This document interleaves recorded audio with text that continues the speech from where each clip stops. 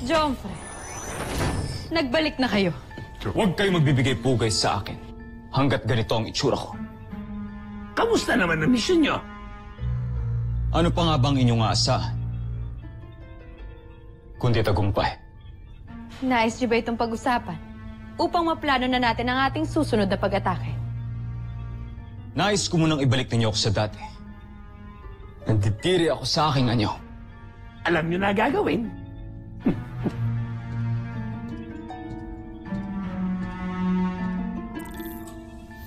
Handa na ba kayo, Prinsipe Santos? Handang-handa na.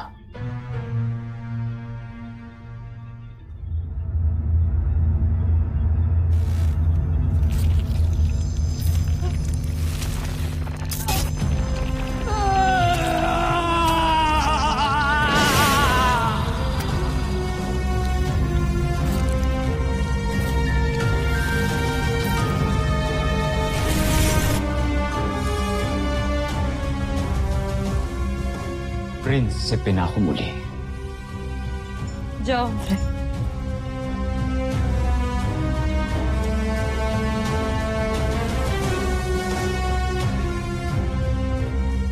Baka naman gusto niya ng pag-usapan ng mga sikretong natuklasan niyo sa lupa. Hindi lang yan ang nais kong pag-usapan, Su. Kundi ang nalalapit na pagtatapos ng Terra Air 2. Dahil kilala ko na ang Voltes 5.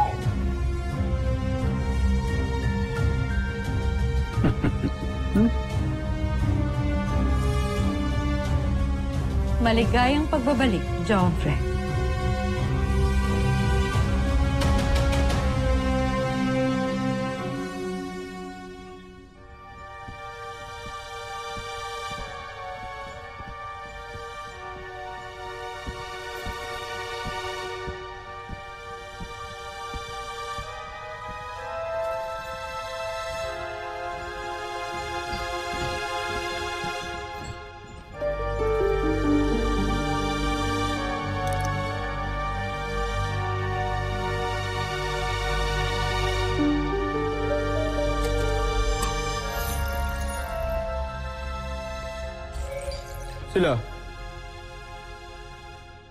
Sila ang Voltes 5.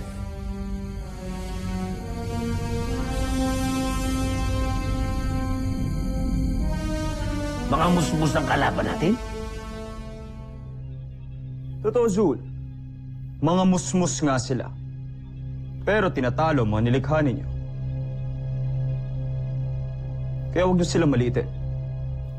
Magagawa na rin natin silang talunin sa gagawin kong Beast Fighter, Jomfre.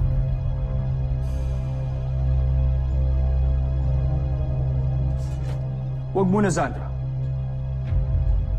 May iba akong plano para sa ating kalaban.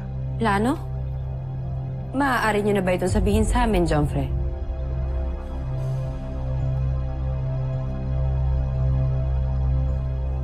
Alam ko ang kahinaan nila.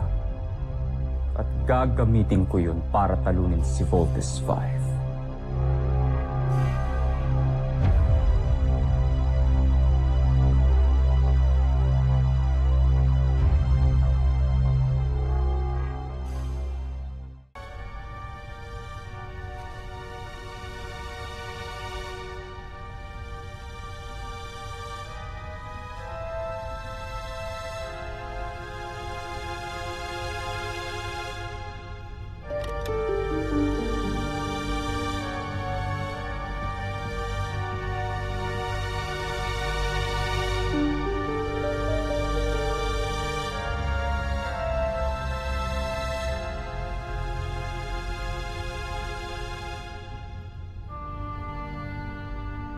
Labis ako nag-alala sa'yo. Nung nagtungo ka sa kampo ng Voltes 5. Baka kasi makasaktan ka nila. Hindi nila maaaring gawin yun, Najmi. Dahil alam mo ba kung ano natuklasan ko sa kanila?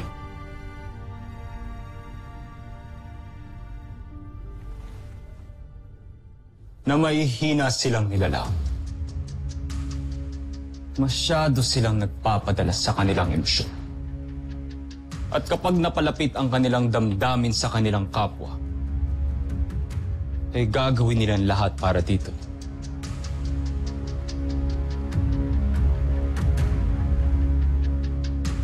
Gagawin nilang lahat para sa taong gusto nila.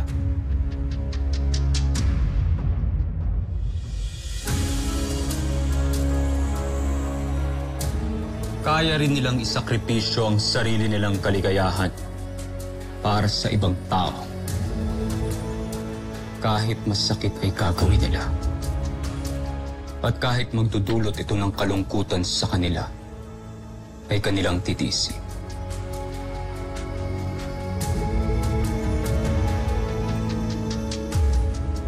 Ang pagiging marupok sa pagmamahal, ang pinakamalaking kahinaan ng tao. At balang araw,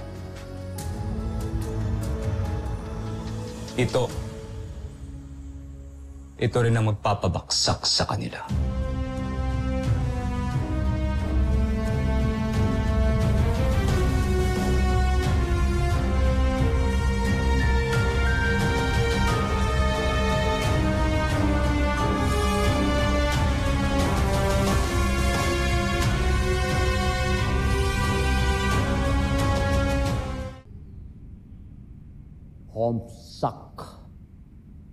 Homsak!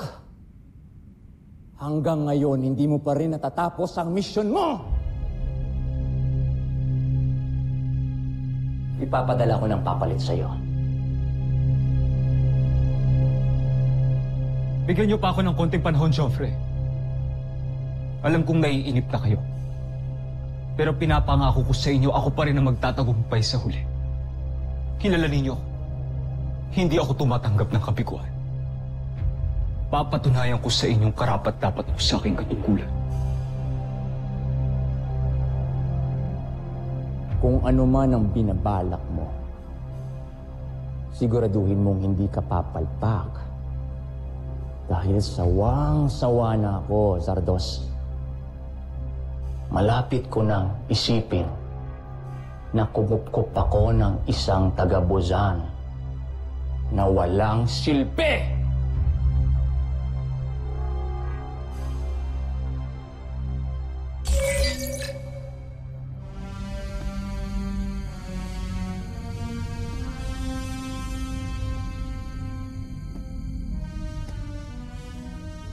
Babawiin mo ang sinabi mo, Emperador Sabuji.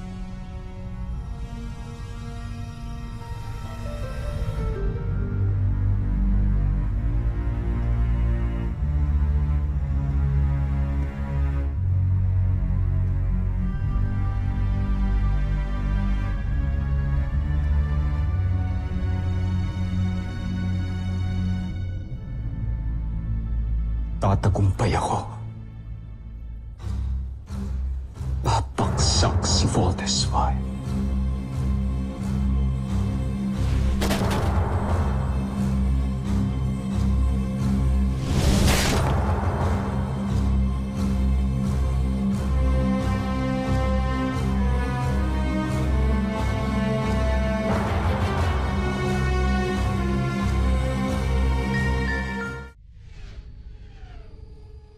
Maaasahan ba kita, General Osla? Makakaasa kayo, Joffrey. Alam niyong susundin ko ang lahat ng ipag-uutos niyo. Kung ganun ay ihanda mo ang iyong sarili dahil oras na mabigo si Zardos, ikaw ang ipapadala ko sa Terra Air 2 para tapusin ang misyon niya. Hindi kayo na nagkamali ng pagpili sa akin, Joffrey. Tatapusin ko ang lahat ng hindi kaya magawa ni Zardos.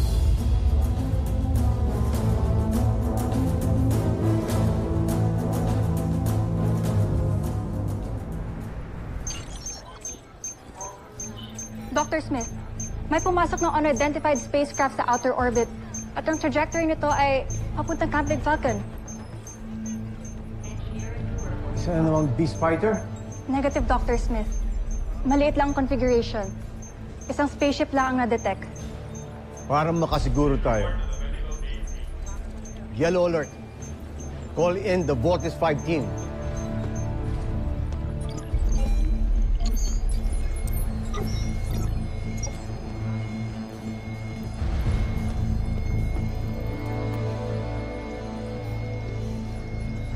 Sino ka? Isa ka bang kalaban? O kakampi?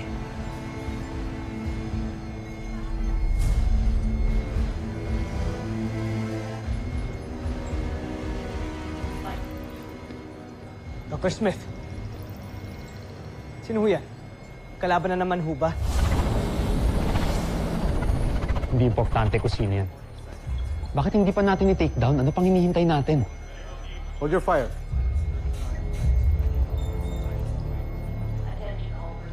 Kanina ko pa inaobserbahan yan. And he has not made any aggressive moves. And not fired a single shot. So, hindi po siya kalaban? Malalaman natin. This is Dr. Richard Smith of Camp Big Falcon. Do you hear me? Please, identify yourself.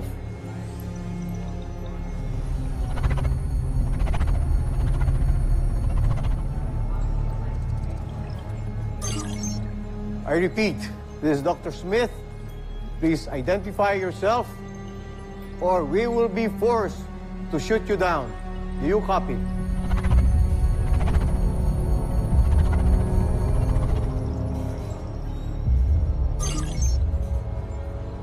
I repeat, do you hear me?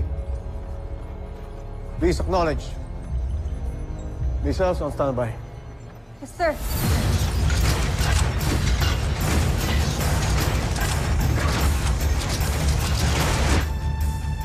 Juan, huwag kayong magpapaputok. Hindi ako kalaban.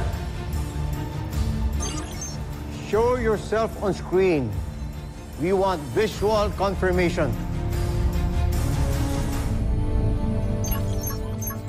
Sir, incoming transmission. Ako ito. Si Ned.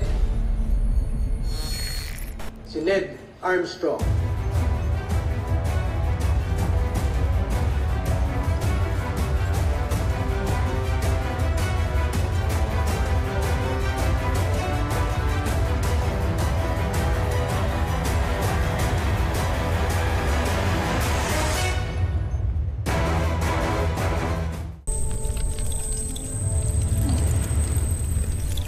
Let's go. Tara! Commence landing procedures.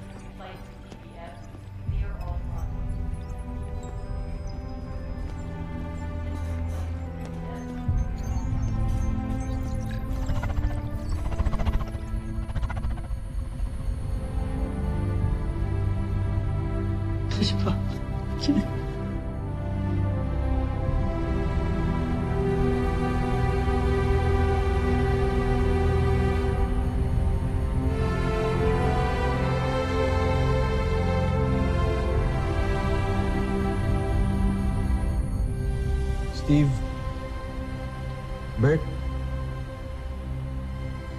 magpapakabait kayo palagi. At lagi niyong aalagaan ang inyong bunsong kapatid. Pangahawakan ko ang pangako mo, Ning. Hihintayin ka namin.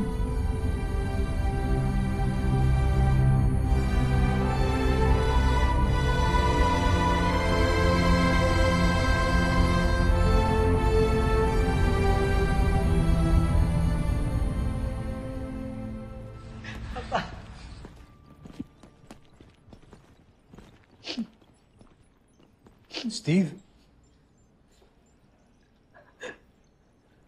Big Bert. Ang lalaki niyo na. Akala namin wala ka na. Akala namin di ka na makakabalik eh. Hindi ko alam kung tatandaan niyo pa yung pangako ko noon na babalik ako. Kaya ngayon nandito na ako. Para tuparin ang pangakong yun sa pamilya ko.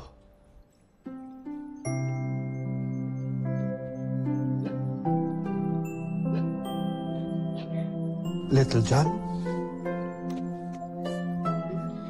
Ikaw na ba yan? Ikaw po ba talaga ang papa namin? Baby ka pa noon. Nung umalis ako.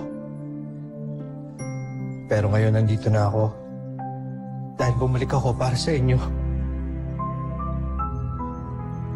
Papa!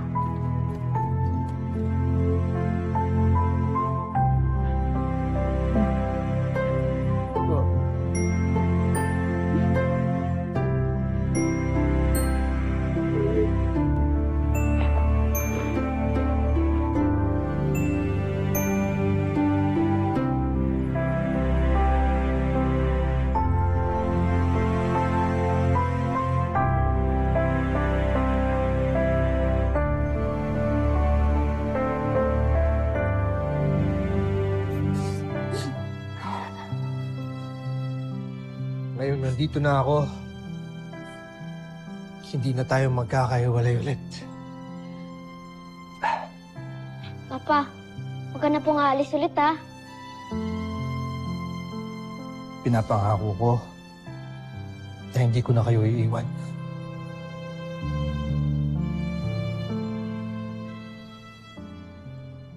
Nasaan nga pala ang mama ninyo? Tawagin niyo siya at sabihin niyo nandito na ako. Ha?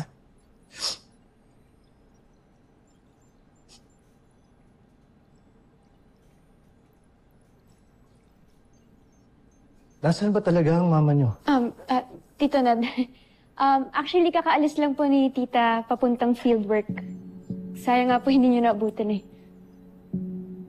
Ganun ba? Apa. Sino nga pala kayo?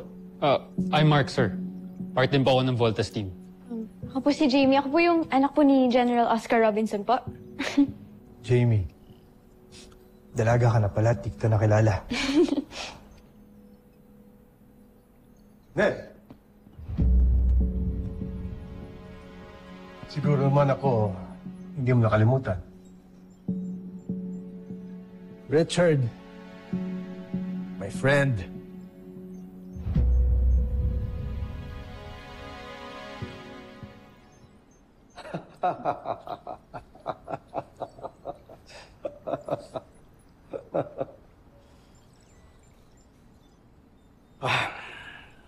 Welcome back, Ned.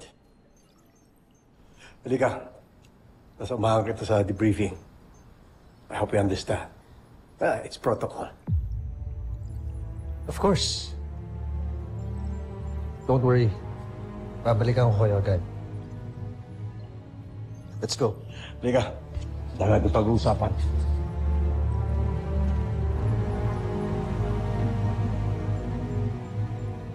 Sana siya na talaga si Papa. My thoughts exactly. Hindi niyo nararamdaman ko. Ano? Niyakap niyo si Papa kanina, tapos ngayon, duda kayo? Ang bad niyo naman. Little John, don't talk to your kuya Safi. Mag-sorry ka sa kanila.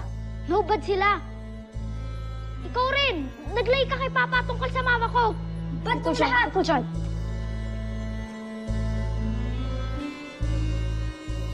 I'm sorry.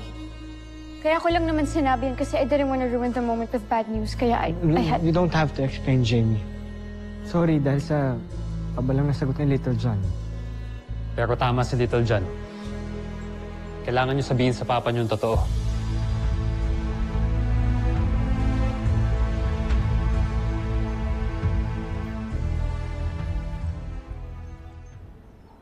Ned, tagal mong nawala. Ano ba nangyari sa'yo? Natapos mo ba yung mission mo? Dr. Smith, Dr. Armstrong, welcome back to Camp Big Falcon. Sorry, sir, I'm gonna scan you. Sergeant Major. Ako nang bahala. Just leave it there.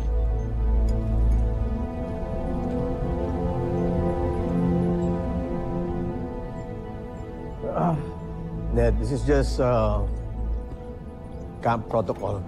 We have to check lahat naman to make sure lang na ikaw talaga si Ned. Let's see. Can you please stand? Okay, let's see this. Okay.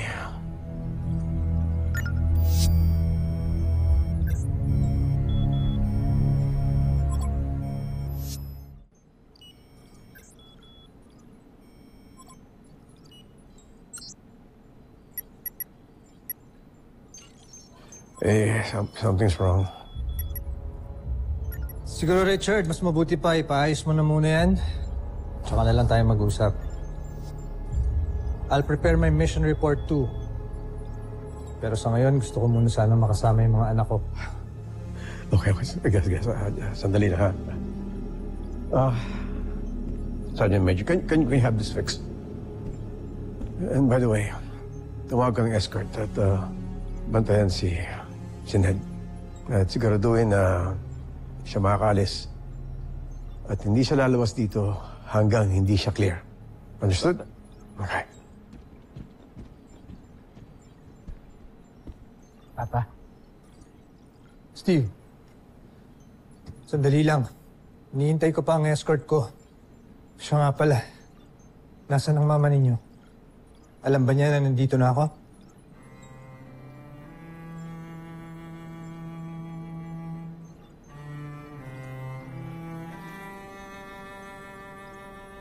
Bakit ganyan ang tinginan ninyo? Steve, nasaan ang mama mo? Wala na ako si Mama, Papa. Patay na ho siya.